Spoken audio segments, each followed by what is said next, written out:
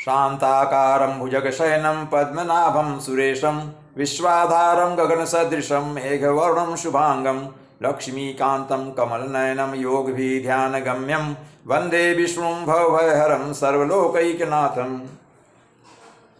मेरे यात्रा वृत्तांत में साथ चलने वाले मेरे दोस्तों नमस्कार। पिछले एपिसोड में आपने देखा कि मैंने अपने कैसे बताया कि गांव में कुछ लोग 100 रुपये की नोटबंदी हो जाने से 1978 में उनकी मदद किया और उसमें हमने भी कुछ फायदा लिया बिजनेस के माध्यम से, या उन्होंने कुछ दिया। आज के एपिसोड में मित्रों मैं एक दो कथाना कहना चाहूँगा। मेरे मित्र हैं श्री संतोष कुमार जी, उनके साथ हम लोग पढ़ते थे। तो मैं शायद एमए फाइनल का छात्र था, वो एमए पीवीएस में थे, ऐसा कुछ मुझे याद रहा। शायद महाकुंभ का मेला चल रहा था।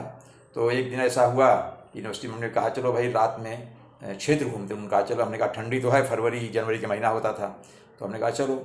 तो वो बोले ऐसा है शनिवार आज हमारे बाबू कल, या बोले कि शनिवार को हमारे पिताजी इस बार गांव जाएंगे, मैं नहीं जाऊंगा, तो हमारे कमरे पर आना। उनके ठीक है।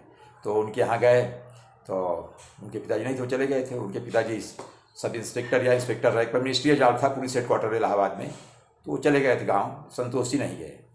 तो उनके यहाँ गए। एक्चुअली बात क्या थी, उनके पिताजी रहने को बड़ा हिचक होती थी। वो अपने पिताजी से खुद नहीं बोलते थे, बहुत डरते थे। उनका भाई एक ऋषिकेश है उनसे छोटा, वो तो बात करता था, लेकिन संतोष जी अपनी बात पिताजी तक नहीं पहुँचा पाते थे। अपनी माँ के माध्यम से वो पैसे मांगना, फीस मांगना, कुछ भी अपनी माँ के माध्यम से अपनी ज़रूरतें पूरा करते थे। तो बहुत हिचकते थे, डरते बहुत थे वो। तो अभी उनके साथ ये हुआ कि चलो भाई, तो उनके घर गया तो उनके पिताजी को पुलिस वाली वो ओवरकोट लंबी वाली 2 हम लोगों ने पहन लिया, ठंडी में कैप लगा लिया और साइकिल से चल दिए संगम पर, जहाँ गंगा नदी और यमुना का संगम है वहाँ पर गए हम लोग। तो शाम को गए थे, रात में, उसको बोलते हैं क्षेत्र घूमना। तो वहाँ पर सब जगह कहीं नागा साधुओं का जमघट रहता था, कहीं कल्पवास लोग कर रहे हैं और कहीं सांस्कृतिक कार्यक्रम चल रहा है, कहीं कुछ चल रहा है, कुछ न कुछ वहाँ भजन कीर्तन चल रहा है। ऐसे ऐसे पांडाल विभिन्न हुआ करते थे, उसमें चलता रहता था। तो हम लोग एक जगह गए तो बहुत बड़ा सांस्कृतिक कार्यक्रम, वहाँ करीब 1000 लोग इकट्ठे रहे होंगे। वहाँ चेयर लगी थी, जितनी चेयर थी कुल बैठे थे। हम लोग ढूंढते ढूंढते 2 चेयर खाली थी, तो मैं बैठ गया। तो मेरे बगल एक लेडी बैठी थी, फिर मैं बैठ गया, फिर संतोष जी बैठ गए।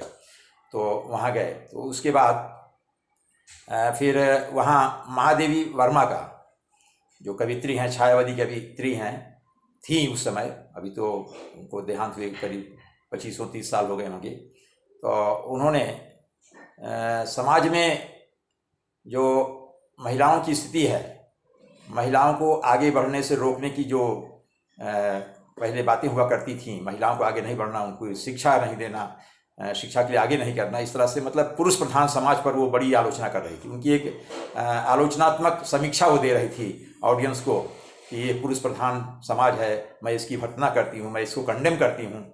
और बड़ा ही उद्गार व्यक्त किया उन्होंने, बड़ा पीड़ामय उद्गार था उनका, पुरुष के प्रति बहुत ही दुख व्यक्त किया उन्होंने।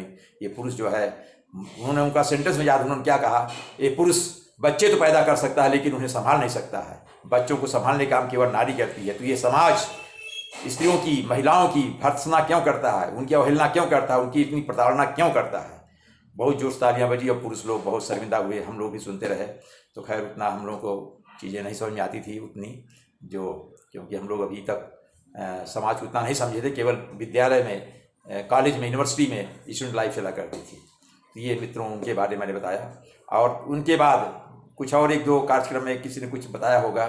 और बाद में फिर एक 20-21 साल लड़की आई, उसने कहा मैं अपने पिताजी के द्वारा रचित कविता प्रस्तुत कर रही हूँ, और बहुत अच्छी कविता प्रस्तुत किया। उसने अपना परिचय दिया था कि वो राजधानी दिल्ली से आई थी, ये उसका वर्ड था, मैं राजधानी दिल्ली से आई हूँ। तो हमने एक रिमार्क पास कर दिया उसी पर। हमके संतोष जी बोले क्या, अरे हम क्या, यार ये तो सचमुच राजधानी एक्सप्रेस लग रही है। तो मेरे बगल में जो महिला थी वो उसने हमको घूर कर देखा, सी गेस्ड एट मी, और उसके घूरने का थोड़ा भाव कुछ नाराजगी था। तो मैं सहम गया, शांत हो गए हम लोग।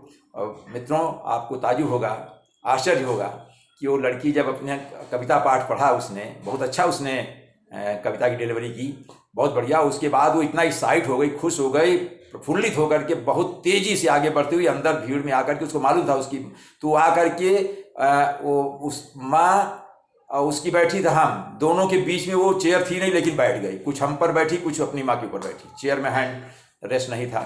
तो मैं संतोष बोला थोड़ा और किनारे चलो भाई, तो वो किनारे थोड़ा खेला, हम वो दोनों एक चेयर पर हो गए।